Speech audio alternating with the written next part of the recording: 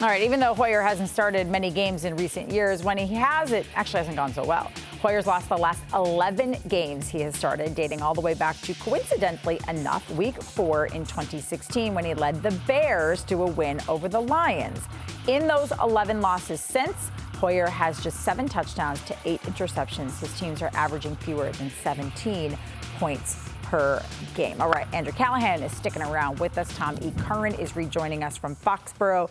Curran, I know you said yesterday on this show that you think the team still has a chance if Brian Hoyer starts at quarterback on Sunday. We didn't get into sort of the details of that. Why do you think this team still could win with Brian Hoyer behind center?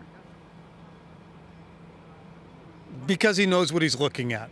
Not that Mac Jones doesn't, but Mac Jones' NFL knowledge still fits in a thimble relative to Brian Hoyer's. That has nothing to impugn the beautiful mind of Mac Jones, but I really think it's going to be difficult for Brian Hoyer to get to the line of scrimmage and not know what he's looking at. Now, having all those answers and then executing the play in a way that you want it to be executed, it's a different story. Does he have the arm strength to get it to the sideline if that's what they're trying to force him to do?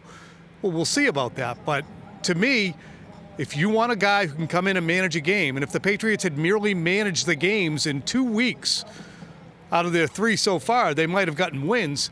If you want somebody to come in and manage the game, Brian Hoyer can do that for you.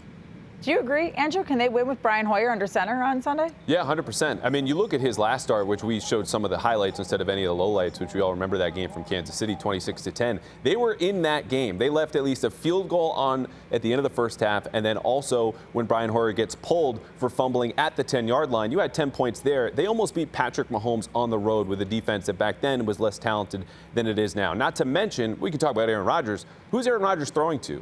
Probably a bottom 5 receiving core in the league until it starts to mature. So for the Patriots defensively, should have an advantage at least on the outside. The run defense is strong. And Green Bay, again, as Tom talked about, you can manage the game and beat them. They only scored 14 points last week. Yeah, Andrew, in terms of the Patriots offense, will they change things to tailor to Brian Hoyer, or will things pretty much stay the same and he's just going to be charged with maybe not like pushing it down the field as much or something? Like, what kind of offense are we going to see on Sunday? It's going to be the same offense, because even Matt LaFleur was talking today in Green Bay, the Packers head coach, and he goes, not to take anything away from Mac, but these are kind of the same pocket-bound, ground-bound dudes who aren't going to hurt you with their legs. They're going to attack the Patriots. Well, Green Bay, I think, regardless of who's under center, including Bailey Zappe, the way they want to. And I'll tell you, that's probably on the ground. So even if Mac was playing, there's a chance he might not throw more than 20 to 24 passes because Green Bay has the worst run defense in the league. So it's really not going to change a whole lot.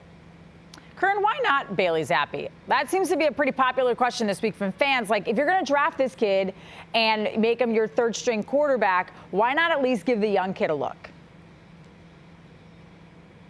Because could not be any less ready to play professional football. Honestly, you got a 15-year veteran who you have here. This is why you have a player that is break glass in case of emergency and put him out there. The last thing anybody would want to see would be Bailey Zappe playing football on Sunday in Lambeau Field when the most he's ever done is played in Vegas and Carolina in the preseason. And after that, it was wherever the hell he went to college. I'm sorry, I'm blanking on it right now, but it wasn't Division I. Bailey Zappe will be, as I just said on the game plan previously, right where Bailey Zappe belongs, and that's on the Bailey Zappe sidelines, watching and charting plays. The folks in Western Kentucky, Tom, I got to tell you, are awful upset with you for forgetting them. But let's go back to what Bailey Zappe was when he was at Western Kentucky. A guy expected to be drafted in the 7th round. The Patriots reach up 3 rounds, grab him, put him in the number 3 hole. In the preseason, what do we see from this kid? He threw a pick in every single game in the second half against 3rd and 4th stringers. Tom's right. He's not ready. Sit him, let Hoyer do what he's supposed to be here for. Just kind of tread water and hold Mac Jones' spot until Mac Jones is ready to come back. Keep your head above water. Try to win games.